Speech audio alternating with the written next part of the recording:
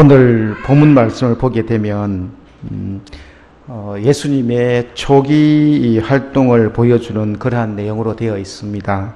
그리고 이 내용은 오늘 본문 말씀을 통해서 볼 때 크게 두 부분으로 구분해서 볼 수가 있습니다. 첫 번째 부분이 1절에서 6절까지 말씀으로 예수님이 고향에 갔을 때 일을 나타내고 있고요. 그 두 번째 부분은 7절부터 13절까지 고향을 떠나서 다른 모든 촌으로 다니시면서 가르치실 때의 일을 적고 있습니다. 그런데 이 두 본문의 내용을 보면 각각 서로 다른 분위기를 보여주고 있습니다. 이 서로 다른 분위기를 보여주고 있는 단어를 찾으라고 그러면 이 주님의 이 권능이라는 이 말입니다. 권능. 5절 말씀에 보게 되면 거기서는 아무 권능도 행하실 수 없어 다만 소수의 병자에게 안수하여 고치실 뿐이었다고 말씀하고 있습니다. 나사렛의 분위기는 주님의 권능의 역사가 별로 일어나지 않았습니다. 반면에 7절에서 13절 이 뒷부분의 말씀을 보게 되면 제자들에게 더러운 귀신을 제어하는 권능을 주셔가지고 그 결과 제자들이 각기 전도하면서 나아갈 때에 많은 귀신들을 쫓아내고 많은 병자에게 기름을 발라 고쳤다는 내용이 나오고 있습니다. 주님을 믿는다고 하는 많은 성도님들 가운데 주님의 은혜, 주님의 권능 경험하는 성도가 있는가 하면 반대로 주님을 믿는다고 하면서도 주님의 그 은혜, 그 권능을 경험하지 못하는 분도 꽤 있다는 겁니다. 똑같이 믿는데 어떤 사람은 주님의 권능이 나타나고 어떤 사람은 주님의 권능을 경험하지 못하고 왜 그러느냐?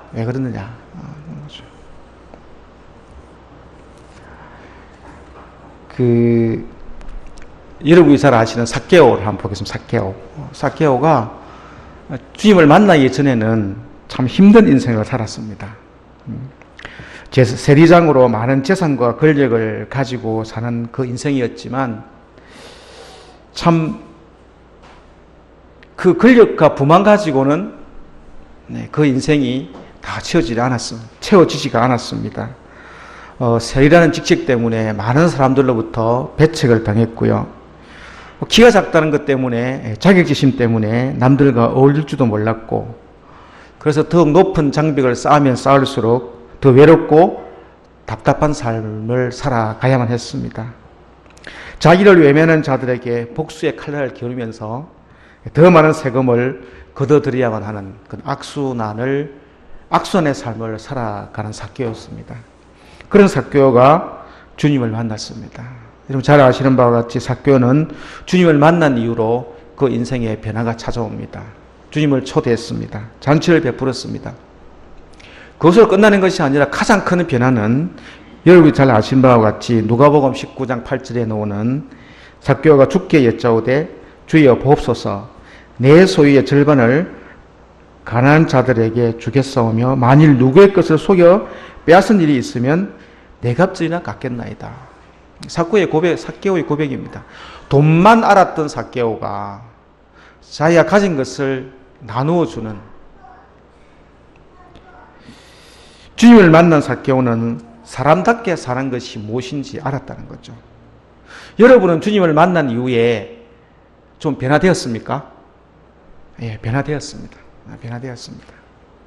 우리 고등교 성도님들은 주님을 만난 이후에 다 변화되었습니다. 확 바뀌는 것이 아니라 주님을 만나면요 서서히 바뀝니다. 서서히 하나씩 갑자기 바뀌면 문제가 됩니다. 서서히 바뀌게 됩니다. 내가 어떤 사람인지 그리고 주님이 어떤 분인지 삭개오는 깨달았습니다. 그래서 그는 자기가 죄인임을 알았고 내가 지금까지 어떤 짓을 했는지 알았기 때문에 주님 내가 4배나 갚겠나이다 이렇게 한 겁니다. 주님을 만났는데 그런 깨달음이 그런 게 자기가 죄인임을 모르면은 주님을 만나도 소용이 없습니다. 은혜를 못 받았다는 거죠. 그냥 저녁 식사 초대로 끝난 겁니다. 그렇지만 삭개오는 변했습니다. 주님을 진짜 만났습니다. 그리고 그는 자기의 재산을 토종한 것이 있다 그러면 4배나 갚겠다고 고백했습니다. 복음서는 주님의 권능을 체험한 사람들이 어떻게 새로운 삶을 살아가고 있는가에 대해서 그 모습들을 보여주고 있습니다. 수가성에서 만난 남편이 5 있는 여인도 예수님을 만나고 변했습니다.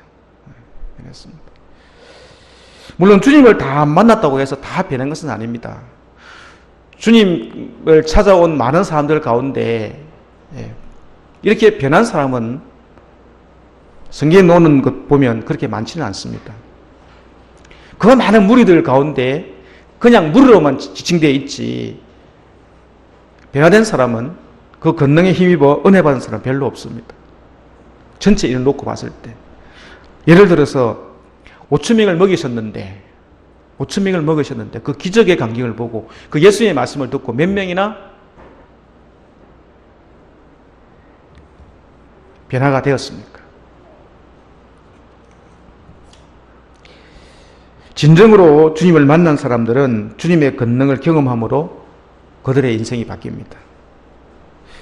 저와 여러분이 오늘도 주님의 권능으로 충만하시기 바랍니다.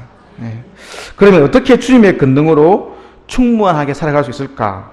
먼저는 권능 있는 주님을 받아들이는 자세, 내 자세가 중요합니다. 5절 말씀에 보면은 나사렛의 사역을 이야기하면서 거기서는 아무 권능도 행하실 수 없었다고 말씀하고 있습니다. 아무 권능도 행하실 수 없었다. 이 말은 주님이 능력이 없어 행하시지 않는 것이 아니라 그 당시 거기에 있는 사람들이 주님의 말씀, 주님의 권능을 받아들일 만한 자세가 되어 있지 않았습니다. 즉 믿음의 자세가 되어 있지 않았다는 겁니다. 여기에서 우리는 하나님의 역사는 그것을 받아들이는 사람들의 자세가 얼마나 중요한가를 우리가 알 수가 있습니다. 성경 한번 찾아보겠습니다. 마태복음 9장 27절, 27절에서 30절까지 14쪽입니다. 14쪽 앞으로 넘기시면 마태복음 9장 27절에서 30절까지 제가 한번 읽어보겠습니다. 눈으로 따라 읽어보십시오.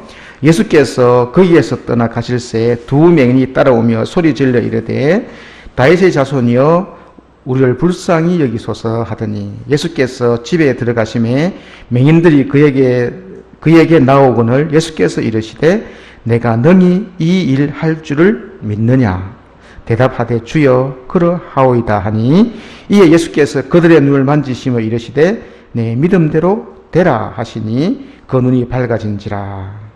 아멘. 예수님께서는 권능을 행하실 때 내가 믿느냐 이렇게 물어보고요. 내 믿음대로 될지어다 이렇게 말씀하고 있습니다.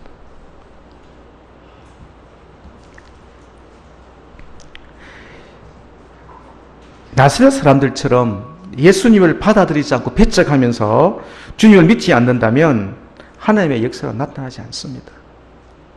우리 또한 마찬가지입니다. 똑같습니다. 우리도 마찬가지로 신앙생활 하면서 주님의 그 말씀을 믿음으로 받아들이지 못하면은 우리에게 역사는 일어나지 않습니다. 오늘 이 시간 오후 찬양 예배를 드리는 우리 성도님들은 새신자들은 거의 없습니다. 다 구신자, 오래된 신자들. 그리고 성경 말씀도 어느 정도 다 압니다. 어디에 무슨 말씀이 있고 다 압니다. 대부분 다 알거든요.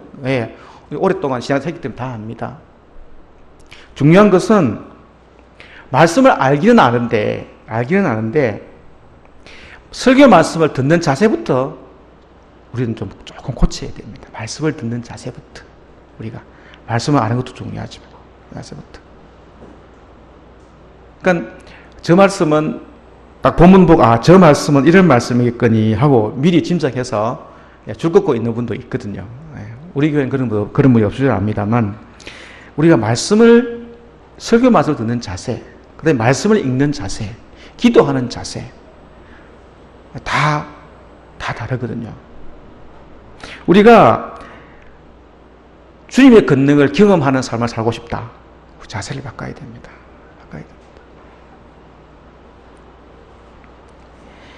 우리가 자세가 안 바뀌면 능력은 나타나지 않습니다. 제가 오늘 예배에 오후 예배 참여하신 분들은 이제 좀 오래되신 성도님들의 말씀을 드렸는데 이 말씀을 늘 가까이 하셔야 됩니다. 늘 가까이. 그제 앉아가지고 제 자리가 아니라 마태복음을 한 3시간 정도 읽으니까 그냥 다 읽으시더라고요. 쭉 앉아가지고 쫙 1장부터 28장까지. 근데 우리 그 청소년들 보면 게임하라 하면 2시간, 3시간도 하거든요. 네, 합니다. 여러분, TV 연속극 보라 그러면 뭐 50분이 짧습니다. 그냥. 와, 더 안 하나? 이렇게 될 건데. 말씀을 보면서, 오랜만에 제가 이 사복음서를 지금 보고 있는데, 새로운 맛이 있더라고요. 새로운 맛이. 그래서 우리 구신자 여러분들, 말씀을 좀 보시면서, 하나님의 은혜를 체험하시기를 바랍니다. 그 예수님의 권능을 어떻게 믿고 어떤 자세로 대해야만 우리가 예수님의 권능을 경험할 수 있느냐? 그러면 먼저 우리는 인간적인 예수님을 인간적인 눈으로 바라보지 말고요. 베드로의 고백처럼 주는 그리스도시요 살아계신 하나님의 아들임을 믿는 믿음으로 바라봐야 된다는 것입니다. 나사렛 당시 사람들의 입장에서 보면 예수님은 2가지 모습을 보고 있습니다. 이 사람들. 첫 번째는 30년 동안 자기들하고 같이 살던 인간적인 모습의 예수님. 그리고 두 번째는 말씀에 나와 있습니다만 지혜와 권능으로 자기들 앞에 서 계시는 새로운 주님으로서 예수님. 그 두 예수님을 바라보았습니다. 그렇지만 그들은 이 2가지 모습 가운데 지혜와 권능으로 자기들 앞에 서 있는 예수님은 제껴두고 30년 동안 자기들과 같이 살던 인간적인 모습으로서의 예수님만을 인정해주고 그 예수님만을 바라봤다는 거죠. 그러니까 예수님을 주님의 아들로 영접하지 못했고 주님의 권능은 거기서 일어나지 않았다는 겁니다. 그 조정윤 목사님이 쓰신 책 중에 왜 예수인가 하는 책이 있습니다. 왜 예수인가? 제가 그걸 지금 이제 2독했고 이제 3독체 하려고 합니다. 3독체. 책이 너무 좋아서 보고 또 보고 이렇게 하는데 거기에 보면은 그 목사님께서 왜 예수를 믿어야 하는가에 대해서 12가지 단어를 가지고 쭉 적어놨습니다. 뭐 부활, 고난, 뭐 기쁨, 뭐 십자가 이런 식으로 쭉 가면서 12가지 이 주제를 가지고 이 글을 적어놨는데 거기에 서두에 목사님이 이렇게 딱 적어놨습니다. 교회를 다니고는 있지만 믿는 것도 아니고 안 믿는 것도 아닌 반쪽짜리 성도를 위해서 내가 이 책을 씁니다라고 적혀 있습니다. 반쪽짜리 성도, 반성도. 온 성도가 아니고 반성도. 주는 그리스도시요 살아계신 하나님의 아들임을 믿기는 믿고 고백은 하는데 제가 한 번씩 말씀드리죠. 머리로만 고백하고 입으로만 고백하고 가슴으로는 고백이 안 된다는 거죠. 긴가민가. 그러면서 이 목사님이 이렇게 얘기합니다. 내가 예수님이 어떤 분인지를 내가 몰랐으면 내가 불교로 같이 내가 기독교 안 왔다. 이렇게 얘기합니다. 우리가 예수님이 어떤 분인지를 정확하게 모르기 때문에 긴가민가 합니다. 긴가민가. 기회가 되면 그 책을 한번 꼭 읽어볼 수 있도록 한번 보십시오. 제가 한번 이게 꽂아 놓겠습니다. 노란 책으로 된 책인데 우리 목사님 2분 다 보셨고요. 네, 신자들도 상당히 괜찮은 그런 책입니다. 진정한 하나님의 역사를 경험하기 위해서는 하나님의 아들이요 우리의 구원자요 영원한 생명의 근원이 되시는 하나님으로서의 주님을 믿고 바라보아야 됩니다. 실질적으로 우리는 지금 이 순간에도 예수님의 그 권능을 경험하면서 살아가고 있습니다. 실질적으로. 여러분 여기까지 살아오시면서 그냥 살아오신 거 아니지 않습니까? 주님의 그 이끄심과 인도하심과 은혜와 사랑으로 여기까지 살아오셨습니다. 그리고 여기 이 자리에 있습니다. 여러분. 다 권능을 경험했습니다. 그렇지만 더 큰 경험, 더 큰 권능의 경험, 더 큰 은혜를 이제는 경험해야 되지 않겠습니까? 그렇게 하기 위해서는 우리가 주님을 바라보는 그 태도, 믿음의 태도 달라져야 될 줄 믿습니다.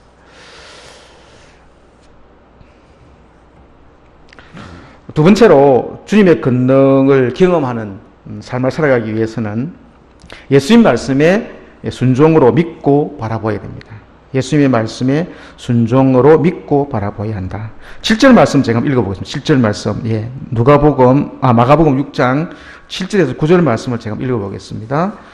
12 제자를 부르사 두루씩 보내시며 더러운 귀신을 제어하는 권능을 주시고 명하시되 여행을 위하여 지팡이 외에는 양식이나 배낭이나 전대의 돈이나 아무것도 가지지 말며 신만 신고 두벌로똑 입지 말라 하시고. 아멘.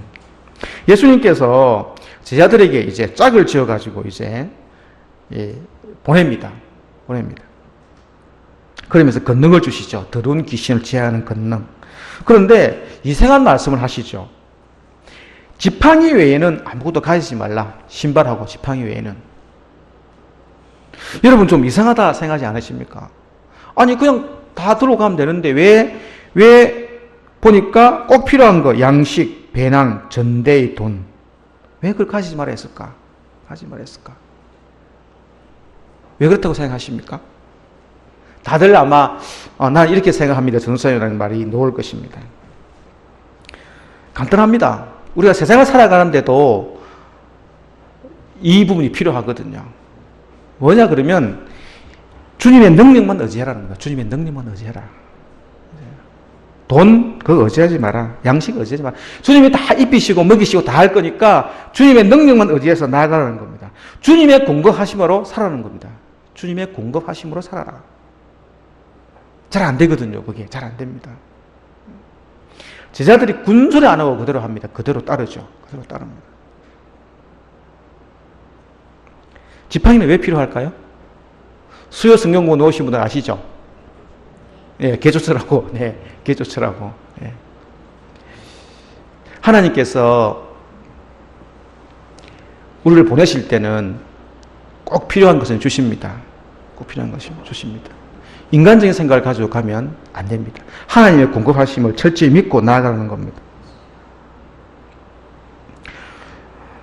예수님이 시키는 대로 한다 그러면 이치에도 맞지 않고 그렇게 하면 큰 어려움을 당할 수가 있지만 제자들은 그렇게 나아갔습니다. 그럴 때 제자들에게 능력이 나타났습니다. 많은 귀신이 쫓겨나가고 많은 병자들에게 기름을 발라 고쳤습니다. 주님이 제자들을 부를 때 권능을 주셨습니다. 자, 우리도 주님께서 부르실 때 그냥 부르는 게 아니고 우리도 부르실 때 주님께서 권능을 주십니다. 능력을 주십니다. 우리에게 소명을 줄 때 주님은 그냥 보내는 것 아닙니다. 우리에게도 맡긴 사명을 잘 감당할 수 있도록 능력도 같이 주신다는 사실입니다. 제가 새벽 기도 때 잠깐 말씀을 드렸습니다만 주님을 믿는 자에게 주시는 복이 있다. 그렇게 하면서 제가 잠깐 말씀을 드렸는데 소명을 주실 때는 소명만 주는 것이 아니라 그 소명을 감당할 능력도 같이 주신다는 사실입니다. 여러분 모세를 한번 볼까요? 모세. 하나님께서 모세를 불러가지고 이집트에 보낼 때 그냥 안 보냈습니다. 모세가 저 못 갑니다 하니까 야 무슨 소리 하고 있노?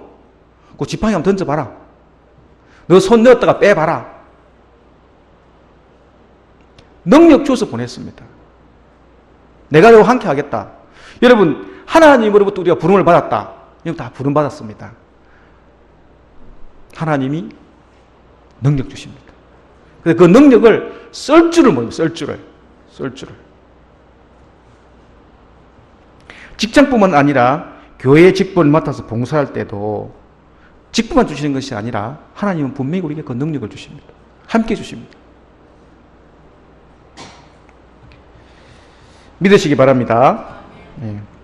예수 전도단을 창설한 로렌 커닝햄 목사님이 이런 책을 썼습니다.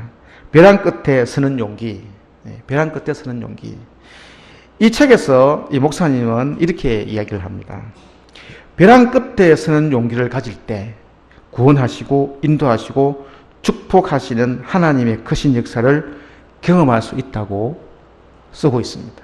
벼랑 끝에 서는 용기. 여러분 인생 살아오시면서 벼랑 끝에 다 한번 서보셨죠? 안 서보셨습니까? 저는 서봤습니다. 벼랑 끝에 서봤습니다.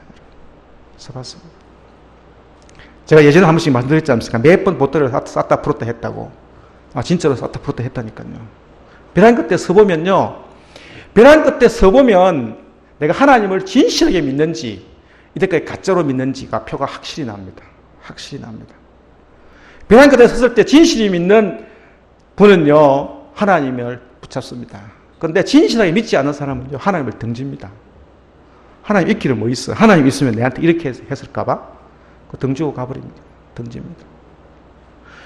저는 개인적으로 우리 성도들 다 한 번씩 벼랑 끝에 서봤으면 좋겠습니다. 그리고 내 믿음을 거기에 한번 시험해 보시기 바랍니다. 내가 과연 하나님을 진심으로 믿는지. 벼랑 끝에 서보는 용기 필요합니다. 저 개인적으로 그렇게 생각합니다. 벼랑 끝에 서는 용기는 필요합니다. 정말 필요합니다. 그러면 주님께서 벼랑 끝에 선 나를 그걸 밀어뜨리냐? 아니요. 거기서 다시 이렇게 세우십니다. 그리고 복된 길로 인도해 가십니다. 벼랑 끝에 설 때 내 삶을 돌아볼 수가 있었고, 벼랑 끝에 설 때 지금까지 주님께서 내가 베풀어 주신 은혜를 볼 수가 있었고, 내가 그것을 만질 수가 있었고요. 내가 그 하나님의 음성을 들을 수가 있었습니다. 벼랑 끝에 섰을 때. 근데 그 전까지는 몰랐거든요. 그래서 하나님께서 이래서 나를 벼랑 끝에 세우셨구나. 그래서 느낄 수가 있었다는 거죠. 벼랑 끝에 서면 겸손해집니다. 그리고 하나님을 전적으로 신뢰하게 됩니다. 그리고 무슨 일을 하든지 간에 기도로 시작하고 기도로 끝냅니다.